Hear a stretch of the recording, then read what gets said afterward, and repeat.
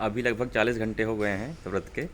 और कल रात में मध्य रात्रि में माता जी एक गिलास दूध लेकर आईं और उन्होंने कहा कि अब तुम अपना और इस व्रत को समाप्त करो, खाली पेट नींद नहीं आएगी और तुम इसको पी लो दूध को। हमने कहा नहीं, जब बात पानी की, केवल पानी पे रहने की है तो केवल पानी पे रहेंगे, और जो निश्चय लिया है उसे तो पूरा ही करेंगे, जैसा भी महसूस हो, जैसी भी स्थिति हो। और फिर खैर अंत में हार मानकर वो अपना दूध वो गिलास उठा ले गई वापस। ऐसा है कि बहुत से लोग सिर्फ मतलब कि जो जिस स्थिति से लोग गुजरते नहीं हैं उसको कभी महसूस नहीं करते हैं। जैसे बहुत से लोग राशन के लिए निंदा करते हैं, जो सरकार 5 किलो राशन देती है गरीबों को, जबकि वो बहुत आवश्यक राशन है। बहुत सारे लोग हैं जिनके पास वास्तव में भरपेट भोजन करने की सामग्री नहीं होती है। और सिर्फ हमारे देश में ही नहीं, पूरी दुनिया में बहुत सी अफ्रीकन देशों में और भी बहुत जगह पर लोग वास्तव में भूखे सोते हैं क्योंकि उनके पास नहीं है खाने के लिए। इसलिए कुछ लोग एक टाइम खाते हैं और एक टाइम भूखे रहते हैं। और सिर्फ यही नहीं, कुछ लोग भूख से मृत्यु भी होती हैं। लाखों करोड़ों लोग इस दुनिया में भूख से मरते हैं। लेकिन चूंकि हम सब लोग, या जितने लोग दिखते हैं उनमें से कोई भूख से नहीं मर रहा है, या किसी कोई ऐसी स्थिति नहीं है, इसलिए हम इस बात को महसूस नहीं कर सकते हैं कि दुनिया में ऐसा भी होता है। सचमुच में लोगों के पास खाने को नहीं है और भूख से मर जाते हैं, यानी बहुत लंबे समय तक भोजन नहीं मिलता है तो उनकी देहांत उनका हो जाता है।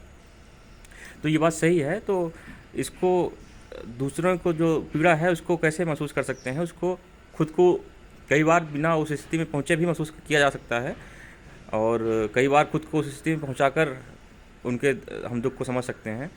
और कल तो जैसा हम चलने चले गए थे, हम सोच रहे थे कि जाएँ या नहीं, लेकिन जो 2 किलोमीटर की यात्रा थी, पैदल यात्रा, उसके कारण आज सुबह जब हम उठे तो पैरों में कुछ दर्द था।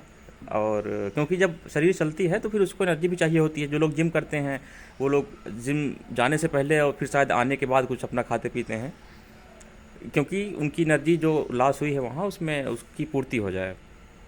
तो खैर हम सोच रहे हैं आज पता नहीं जाएंगे कि नहीं, क्योंकि देखते हैं। और भोज संयोग से हम तो इधर पुराने घर में रहते हैं अकेले, क्योंकि हमको एकांत बहुत प्रिय है, सर्वाधिक प्रिय हमको एकांत ही है। और संयोग से आज भाभी को जाना था दिल्ली, तो हम इधर नए वाले घर की तरफ आए थे, तो इधर ये लोग नाश्ता पानी अपना कर रहे थे, तो मिठाई और पोहा वगैरह, तो उसको हमने देखा। और वो भैया भी उनके साथ आए थे, एक जो उनको छोड़ने के लिए, तो उनको भी दिया गया, तो नमकीन बिस्कुट मिठाई। तो उसको देखकर ऐसा नहीं है कि हमने सोचा कि बस खा ही लें हम, क्योंकि ये स्वतः स्फूर्त है हमारा, हम पर थोपा नहीं गया है कि हाँ तुमको व्रत रहना है। तो ऐसा ही होता है, जब अंतःप्रेरणा से कोई काम होता है तो फिर उसमें इतनी बाधा नहीं आती है। लेकिन वो ऐसा ही है जैसे कोई उदाहरण एक हमारे मन में आया था, लेकिन नहीं देंगे, फिर उसको फिर कभी देंगे कि मिठाई देखकर जो भाव आया उसको किसी दूसरे उदाहरण से हम समझाते, लेकिन उसको फिर कभी के लिए बचा लिया। तो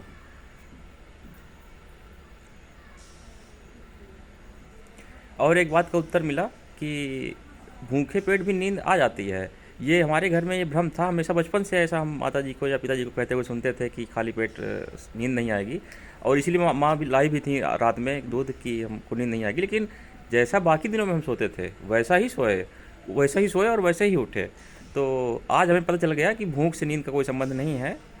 हो सकता है पहला दिन रहा हो, बाद दूसरा दिन है, आज देखेंगे कैसा उसका होता है। लेकिन इससे हमको ये भी समझ में आया कि जो हेडलाइन आती थी अखबार में या किताबों में कि इतने लाखों करोड़ लोग भूखे सोने को मजबूर हैं, तो हम सोचते थे कि अगर भूख से नींद नहीं आती है तो वो सोते कैसे हैं, फिर तो ये लाइन गलत है कि भूखे पेट सो रहे हैं। लेकिन ये सही है, नींद आ जाती है, नींद शरीर की आवश्यकता है, आहार भी शरीर की आवश्यकता है, लेकिन बिना आहार के भी बहुत लंबे समय तक जीवन रहेगा। अगर पानी मिलता रहे तो जीवित रहेगा इंसान काफ़ी समय तक, भोजन के बिना। तो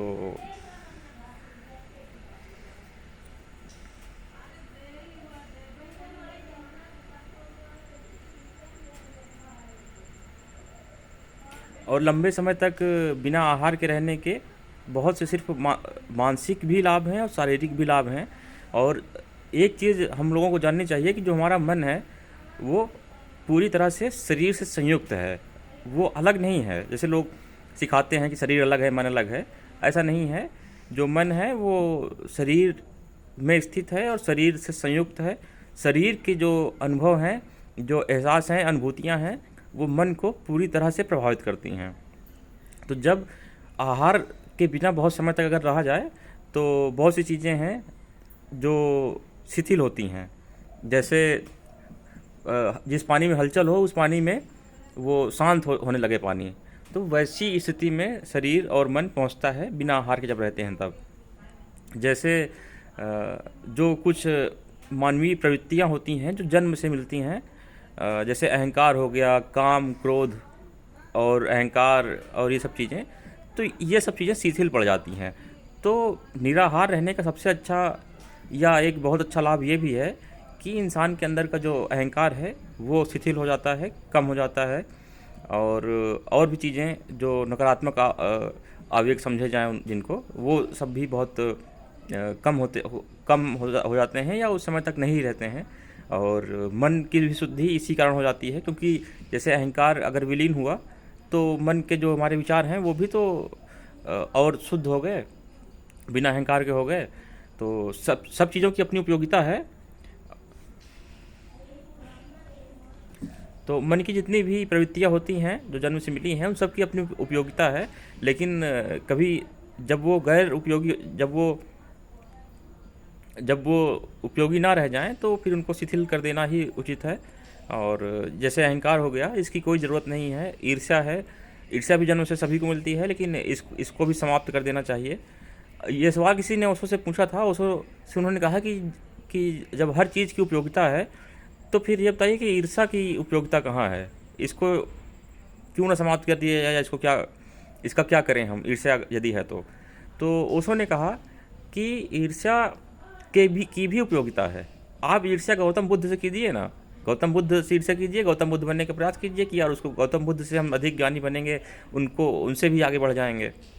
ईर्ष्या किस लिए होती है? कि दूसरे के पास जो है वो हमारे पास उससे अधिक हो जाए। तो ओशो ने कहा कि इस ईर्ष्या को या तो आप समाप्त कर दीजिए, और अगर रखनी ही है तो फिर गौतम बुद्ध से ईर्ष्या कीजिए। और ये क्या छोटे मोटी चीज़ों से आप ईर्ष्या करते हैं? तो वही बात कि जो चीज़ें गैर उपयोगी हैं उनको समाप्त कर देना ही उचित है, और यदि रखना है तो उनका सकारात्मक उपयोग कहाँ हो सकता है, वहाँ करना है। जैसे क्रोध है, तो क्रोध आप तब कीजिए जब आपको लगे कि हाँ बहुत अन्याय हो रहा है, तो आप व्यवस्था के प्रति या जो बुराई है उसके प्रति क्रोध से भरिए और उसको दूर करने के लिए लगिए, तब वो उस क्रोध का सही उपयोग है। और तुच्छ बातों पर, छोटी मोटी बातों पर, जिनका जीवन में एक बड़े परिप्रेक्ष्य में देखें तो कोई उपयोग नहीं है, तो उनको लेकर आप लगे रहें, उनके लिए ईर्ष्या करें छोटी मोटी चीज़ों को लेकर, या जो आपको लगती है हो सकता है कि बहुत बड़ी, लेकिन हो सकता है उनको कोई मूल्य नहीं है। ईर्ष्या सिर्फ ईर्ष्या या अहंकार हो गया या क्रोध हो गया, क्रोध कई बार आवश्यक भी होता है, लेकिन ईर्ष्या का मतलब बिल्कुल शून्य महत्व है, और इसको बिल्कुल छोड़ देना चाहिए जिसके भी मन में हो। हमेशा अपने आप को आप संपूर्ण जानिए कि आप जैसे भी हैं बेस्ट हैं, और किसी की तो कोई तुलना होती ही नहीं है। सभी अपने आप में अद्वितीय है, आपके जैसा कोई पहले भी नहीं था और कोई आगे भी नहीं होगा। तो जब ये बात आप जान लेंगे कि हर व्यक्ति अपने आप में अनूठा है, अनोखा है और यूनिक है, तो ईर्ष्या तो अपने आप ही समाप्त हो जाएगी। तो बात कहाँ से चली थी और कहाँ तक आ गई? ऐसा ही होता है, एक सिरे से दूसरे सिरे मिलते जाते हैं। तो खैर, अभी लगभग 40 घंटे हो गए हमारे व्रत के, और अभी आज से देखें तो 12-24, अभी कल की शाम की सूर्यास्त में हमारा व्रत टूटेगा। तो हो सकता है 70-72 घंटे हो जाएं तब तक। और अभी तो मन तो हल्का महसूस कर रहा है, लेकिन तन जो है वो कल जो हम खाली पेट चल लिए थे उसके कारण सुबह पैरों में कुछ थकान या थोड़ा दर्द टाइप में था, कमर में भी है। और बहुत संभव है कि हम आज भी जाएं, क्योंकि जो आदत नहीं है ये, लेकिन हमारी इच्छा रहती है कि शाम को हम जाएं प्रकृति के बीच में।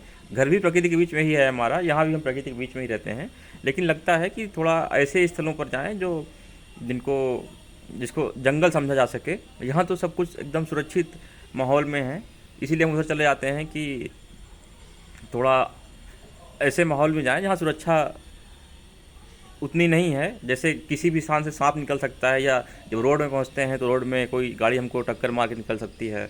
तो बहुत सी सुरक्षाएँ हैं जिनके लिए हम जाते हैं, क्योंकि मन जो है, देखिए जो शरीर होती है, जो लोग खेत में काम करते हैं उनकी त्वचा नीचे, पैर की त्वचा मोटी हो जाती है। वो शरीर की अपनी तकनीकी है उसको सुरक्षित रखने के लिए, कि नीचे की त्वचा मोटी हो जाएगी तो उनको फिर ज़्यादा तकलीफ़ नहीं होगी, ज़्यादा उनको ठोकर नहीं लगेगी या खूंटी नहीं गड़ेगी। तो इस हिसाब से वो शरीर अपने को कर लेता है। यही बात मन के लिए भी है। मन को अगर कुछ डर या कुछ उसको संघर्ष या कुछ ऐसी चुनौतियाँ उसको मिलती रहें, तो वो अलर्ट भी रहता है और ख़ुद को उसी हिसाब से मजबूत भी करने लगता है। तो ये जो हम इधर शाम को जाते हैं, कई बार बहुत असुरक्षित माहौल हो जाता है, अंधेरा भी हो जाता है और सांपों का भी बहुत डर रहता है, क्योंकि ये कई वर्षों से हमारा चल रहा है। तो इसका लाभ ये हुआ कि हम बनारस गए थे और ट्रेन से उतर कर जिस जगह हमें जाना था वो 1 किलोमीटर ही था। तो वहाँ पर हम तो वैसे भी पैदल चलने की इच्छा रखते हैं काफ़ी, क्योंकि हमें मालूम है कि पैदल चलना शरीर के लिए बहुत अच्छा है। तो हम पैदल ही चले गए वहाँ, लेकिन वो बहुत रात थी, 2 या 3 बजे रहे होंगे। और भी लोगों को वहाँ जाना था जिस जगह हम गए थे। तो और लोग जब वहाँ पहुँचे तो हमने जाना, काफ़ी उम्र के थे और मजबूत भी थे, सब कुछ थे, लेकिन उनको डर था कि कोई रास्ते में लूट न ले हमको। हमें इस बात का कोई डर नहीं था, क्योंकि हम अपने मन को हमने ट्रेंड कर लिया है, ट्रेनिंग दे दी है डर का सामना करने की। तो इस वजह से हम चले गए। हमने सोचा कि जब होगा, जो कोई आएगा मिलेगा तो देखेंगे। हालांकि सोच तो रहे थे कि यार ये सब गलियां सुनसान हैं और कहीं कोई मिले, लेकिन हम ये जानते हैं कि जब ज़्यादा बड़े डर का सामना आप निरंतर कर रहे होते हैं तो कम बड़े डर आपको लगता है कि आप जब सामने आएंगे तो आप उन पर विजय पा लेंगे। तो हमें लग रहा है कि अभी के लिए इतना ही। और यदि शाम को कुछ अपने व्रत, शाम को कुछ कहने की इच्छा होगी तो हम पुनः वीडियो डालेंगे।